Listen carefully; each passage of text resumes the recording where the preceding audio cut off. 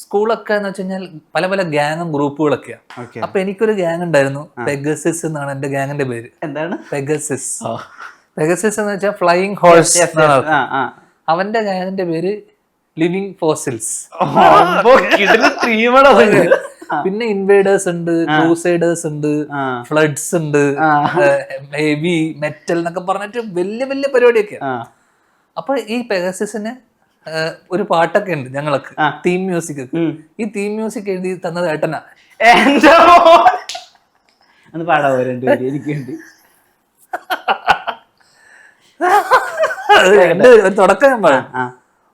Walking on the ramp is the big mouth dance gonna rock and roll and petrify you guys on the floor. Wow! Dhyanis gonna rock you. Rocking. ഇത് ഈ പാട്ട് എഴുതി തന്നത് എന്റെ ചേട്ടനാ. ആലോചിച്ചത് എന്തൊരു കൂളായിരിക്കും. പുള്ളി ഭയങ്കര കൂളസ്റ്റ് ആയിട്ടുള്ള മനുഷ്യനാണ്.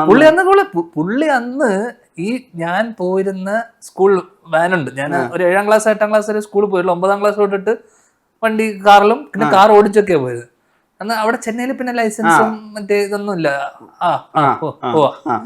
പുള്ളി ഞാൻ പോയിരുന്ന സ്കൂൾ വാനിലെ ആസ്ഥാനം എന്ന് വെച്ചാൽ സ്കൂൾ എത്താൻ ഒരു 15 മിനിറ്റ് ഉണ്ടെങ്കിൽ ആ 15 മിനിറ്റിൽ 5 മിനിറ്റ് 10 ഓരോ 2 മിനിറ്റും 3 മിനിറ്റിലും കൂടെ പാട്ട് പാടുന്ന എല്ലാരും പാട്ട് പാടി സ്കൂൾ വരെ എത്തിക്കുന്ന ആളാ. അപ്പൊ പുള്ളിക്ക് വന്ന എനിക്ക് വന്ന ഒരൊറ്റ ഉദ്ദേശം ഉണ്ടാവുള്ളൂ, ഓപ്പോസിറ്റ്.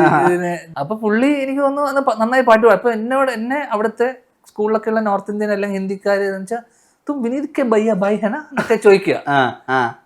ഹിന്ദിക്കാരൊക്കെ വിനീത് ശ്രീനിവാസനെ അറിയുന്നെന്ന് പറയുമ്പോ, കാരണം പുള്ളിനെ ആർക്കും അറിയില്ല, ശരാശരി ലുക്കിംഗ്.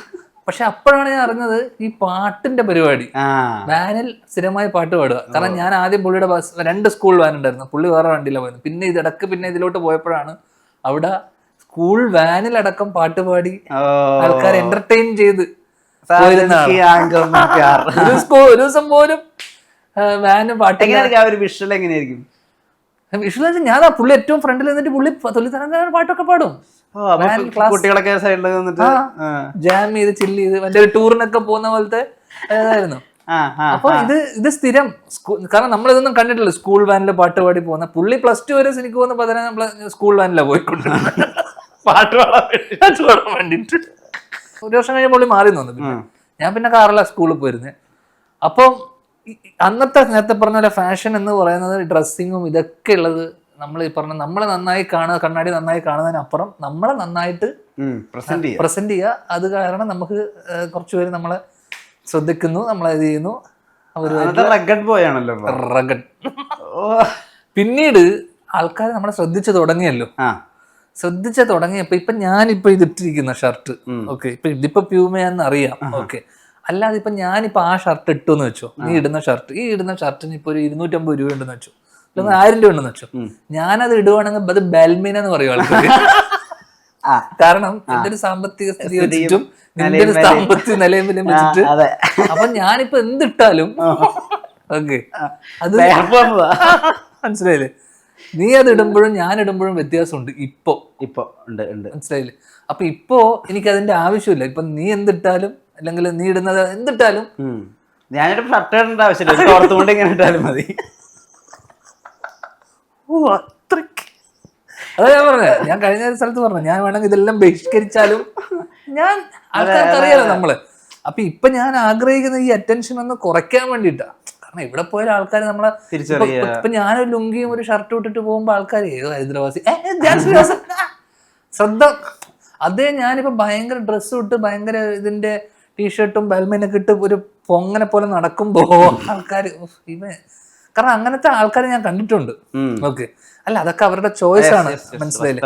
വസ്ത്ര സ്വാതന്ത്ര്യം ആൾക്കാരുടെ ചോയ്സ് ആണ്. ഞാൻ പ്രത്യേകിച്ച് ആണുങ്ങളുടെ കേസിൽ വലിയ ബ്രാൻഡ് ഷർട്ടും ഇടുന്ന സാധനം ഇപ്പൊ ചില ബിസിനസ്സുകാരൊക്കെ ഉണ്ട് ദുബായിലൊക്കെ. അപ്പൊ ചില ആൾക്കാർ എൽവിയുടെ ബെൽറ്റ് മറ്റേത് ഷൂസ് ഒക്കെ ഇട്ടിട്ട് പോകുന്ന കാണുന്ന സമയത്ത് അവർ പറയും അവിടെ ബിസിനസ് ചെയ്യുന്ന സമയത്ത് ആൾക്കാർ അവരെ ജഡ്ജ് ചെയ്യും. ഗ്ലോബൽ ബിസിനസ് സ്റ്റാൻഡേർഡ്സ് മനസ്സിലായില്ലേ? അതുപോലെ തന്നെ ഒരു സ്റ്റാർ, ഓക്കെ, ആ ഒരു ഒക്കേഷൻ അനുസരിച്ച് ഡ്രസ് ചെയ്യാന്ന് പറഞ്ഞാൽ ഒരു തെറ്റുമില്ല. പക്ഷെ അദ്ദേഹം ഇപ്പൊ എന്ത് ഡ്രസ് ഇട്ടാലും, രജനീകാന്ത് വളരെ സിമ്പിൾ ആയിട്ട് ഡ്രസ് ഇട്ട് വരുന്ന ആളാണ്.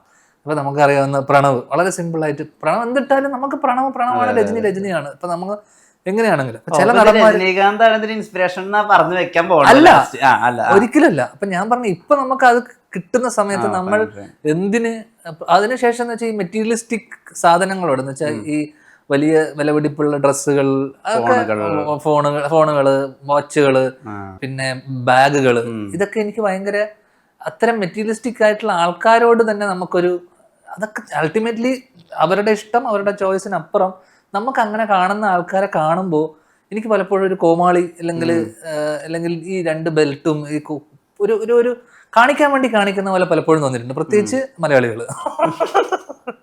കാരണം ഭയങ്കര വോണബി ആയി പോവാന്ന് പറയില്ല, വേറൊരാളെ പോലെ. ഇപ്പൊ നമ്മൾ ഇൻഫ്ലുവൻസ്ഡ് ആണല്ലോ ഹിന്ദിന്നും ഇവര് കണ്ടിട്ട് കാണുന്ന സമയത്തൊക്കെ. അപ്പൊ അത് കണ്ടിട്ട് ചെയ്യുന്ന സമയത്ത് നമ്മളായിട്ടൊരു സാധനം സ്റ്റൈൽ ചെയ്യുന്നതും ഇപ്പൊ മമ്മൂക്ക സ്റ്റൈൽ ചെയ്യുന്ന കാണുമ്പോൾ വേറെ തന്നെ രസമാണ്. കാരണം മമ്മൂക്കയുടെ സ്റ്റൈലിന് ബ്രാൻഡിനപ്പുറം, കാരണം നമുക്ക് സോൾ സ്റ്റോറിന്റെ ഒക്കെ ഡ്രസ് ഷർട്ട് ഒക്കെ കിട്ടും, നമുക്ക് ബ്രാൻഡ് അല്ല, നമുക്ക് സ്റ്റൈൽ ചെയ്യുന്ന രീതിയിലാണ്. അപ്പൊ സ്വന്തമായിട്ട് സ്റ്റൈൽ ഇല്ലാതെ വരുമ്പോൾ ഒരു ഇതില്ലാതെ വരുന്ന ആൾക്കാരാണ് പലപ്പോഴും പിന്നെ ഇടുന്ന മുണ്ടും ഭയങ്കര ലേസി ആയിട്ട് ചില സമയത്ത് ഒരു മുണ്ടും ഷർട്ടും ഇട്ടിട്ട് വരുന്ന. അപ്പൊ ഒരു സ്റ്റൈലിങ്ങിനാണ് ഫോക്കസ് ചെയ്യുന്നത്, അല്ലാണ്ട് ബ്രാൻഡിനല്ല. ഓക്കെ, അതല്ലാതെ ബ്രാൻഡ് കോൺഷ്യസ് ആയിട്ടുള്ള ആൾക്കാരുണ്ടല്ലോ, അത്തരം ആൾക്കാരെ കാണുന്ന സമയത്ത് നമ്മൾ വെട്ടുന്നില്ലേ പൂള നമുക്ക് തോന്നിപ്പോവും. കാരണം branded shirt, branded pant, branded shoes, പ്രത്യേകിച്ച് ഈ സിനിമ, മീഡിയ, ഞാൻ പറഞ്ഞ ബിസിനസ്സുകാരെ കേസിലല്ല, അവർക്കത് സ്റ്റാൻഡേർഡ് ചിലപ്പോൾ കീപ്പ് ചെയ്യേണ്ടി വരും. അല്ലാത്ത കേസിൽ നമ്മൾ ചില ആൾക്കാരെ കാണുന്ന സമയത്ത് കാണിക്കാൻ വേണ്ടിയിട്ട്, പ്രത്യേകിച്ച് ചില ബ്രാൻഡുകൾ ഏതായാലും തോന്നിപ്പോവും. കാരണം ചില സമയത്ത് ഈ എയർപോർട്ട് ലുക്കിലൊക്കെ ചില ആൾക്കാർ ബ്രാൻഡഡ് ഷൂസും ബ്രാൻഡഡ് ബാഗും ബ്രാൻഡഡ് വാച്ചും ഇതൊക്കെ മറ്റേതൊക്കെ ഇട്ടിട്ട് വരുന്ന സമയത്ത് ഏതായാലും അതിന് തോന്നിപ്പോവും. പിന്നെ ഇതൊക്കെ അൾട്ടിമേറ്റ്ലി ഞാൻ പറഞ്ഞു, ഇതൊക്കെ അവരുടെ ചോയ്സും. പൈസ വരുമ്പോൾ നമുക്ക് എന്ത് വേണമെങ്കിലും ചെയ്യാം. അൾട്ടിമേറ്റ്ലി നമുക്ക് എൻ്റെ പെർസ്പെക്റ്റീവിൽ എനിക്ക് അങ്ങനെ കാണുന്ന ആൾക്കാരെ കാണുമ്പോൾ ഒരു വളരെ ലളിതമായിട്ട് ഡ്രസ്സ് ചെയ്യുക, വളരെ അപ്പീലിംഗ് ആയിട്ട്, അല്ലെങ്കിൽ അതാ പറഞ്ഞത് സ്റ്റൈൽ ചെയ്യുക എന്ന് പറയുന്നത് വലിയ ബ്രാൻഡഡ് ഡ്രസ്സ് ഇടുന്നതിലല്ല സ്റ്റൈലിംഗ്. ഈ പറഞ്ഞ പോലെ നിനക്ക് ചേരുന്ന, നിനക്ക് കംഫർട്ടബിൾ ആയി നിനക്ക് തോന്നുന്ന എന്തും ഓക്കെയാണ്. ഏറ്റവും സിമ്പിൾ ആയിട്ട് ഡ്രസ് ചെയ്യുന്ന ആൾക്കാരെ കാണുമ്പോൾ നമുക്കൊരു എലഗന്റ് ആയിട്ട് ഡ്രസ് ചെയ്യുക എന്നുള്ളതാണ് ബ്രാൻഡിനപ്പുറം. നേരത്തെ സംസാരിച്ച സമയത്ത് ഈ പ്രണയങ്ങളെ പറ്റി സംസാരിച്ചത്, ഈ ഓപ്പോസിറ്റ് സെക്സിനോടുള്ള ആ ഒരു ഇഷ്ടം, അത് ഇഷ്ടമുള്ള സ്ട്രാറ്റജീസ് ഒക്കെ സംസാരിച്ചത്, ഇതെപ്പോഴാ ഇതിലൊരു ഭയങ്കര രസമുണ്ട്, ഭയങ്കര ഫണ്ണുണ്ട്, അത് തിരിച്ചറിഞ്ഞ ശരിക്കും ഏത് ക്ലാസ്സില്ല. കുറേ പ്രണയങ്ങൾ ഇത് ഭയങ്കര രസമായിട്ട് മാനേജ് ചെയ്യാൻ പറ്റുന്നുണ്ട്, ആളുകളുടെ ഒരു അറ്റൻഷൻ കിട്ടുന്ന, ഒരു ലവ് കിട്ടുന്നുണ്ട്, ഇതിപ്പോഴും ഭയങ്കര ഇഷ്ടം തോന്നി ആ ഒരു കാലഘട്ടം എത്രാം ക്ലാസ്സാ? പെൺകുട്ടികൾ ഞാൻ മനസ്സിലാക്കിയിട്ടുള്ള കാര്യം എന്ന് വെച്ച് കഴിഞ്ഞാൽ ലുക്ക് ഡെഫിനറ്റ്ലി മാറ്റേഴ്സ് ഇല്ല എന്നല്ല. ഫസ്റ്റ് ലുക്ക് എന്ന് പറയുന്നത് അവർ ആദ്യമായിട്ട് ശ്രദ്ധിക്കുക ചിലപ്പോൾ ഒരാളെ കാണുമ്പോൾ അയാളെ എങ്ങനെ ഇരിക്കുന്നു, കാണാൻ എങ്ങനെ ഇരിക്കുന്നു എന്നുള്ളത് തന്നെയാണ്. പക്ഷെ ഏറ്റവും വലിയ സൗന്ദര്യം അയാളുടെ സംസാരവും അയാളുടെ സ്വഭാവമാണ്.